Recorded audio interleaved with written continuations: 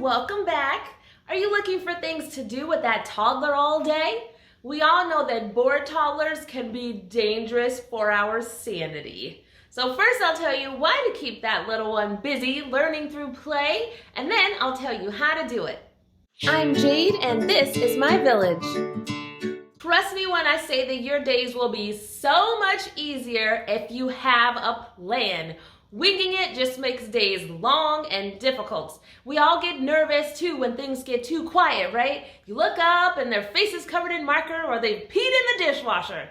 So for the sake of everyone's sanity, please keep them busy. But don't just do the same things every day. Make the time meaningful by helping them to progress.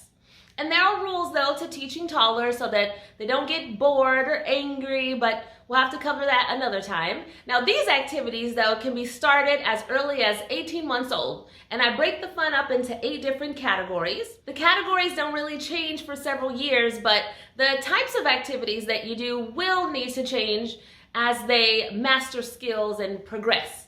But the 8 learning categories that I use are language, math, fine motor skills, gross motor skills, science and foreign language, I group those together, arts and crafts, sensory, and right brain skills. And it's really as simple as choosing one activity from each category. I did this just 7 times, 1 for each day of the week, and then made little bins to hold all the activity materials. So once you do the setup, it's so easy. I'll tell you some activities for each category, and then I'll show you what a day of doing this looks like. So first is language skills, and that has to do with the alphabet, colors, and building their vocabulary.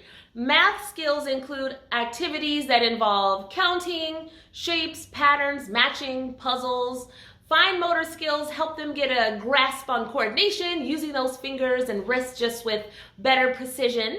And then gross motor skills are those physical whole body movements like jumping, climbing, throwing, and I choose a different topic to study each day or each week just to build their French vocabulary.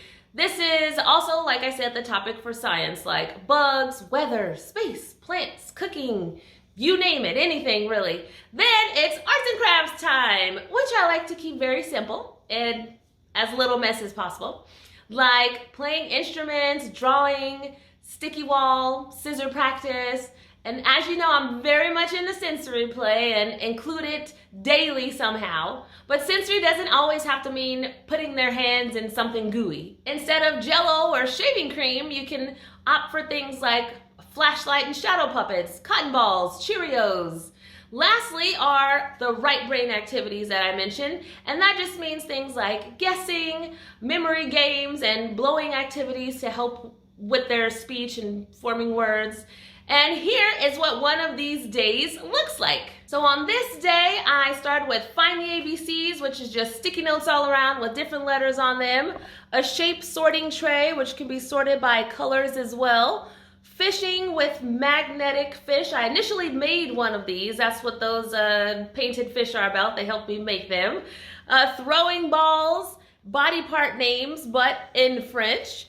Art with the sticky paper, which I think I've shown you before, and then rice or Cheerios for sensory, which you can do in a tent, at a table, a tray, a box. And for the right brain is which card is missing. They have to guess.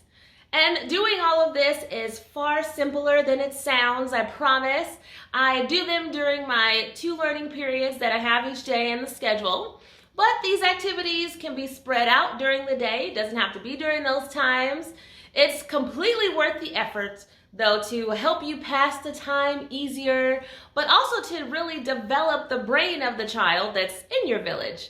Now have fun creating your own week of stimulating activities.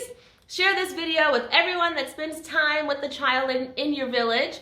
Share your own tips in the comments. Let me know if you have questions or struggles too. Now hit that subscribe button and watch my next video.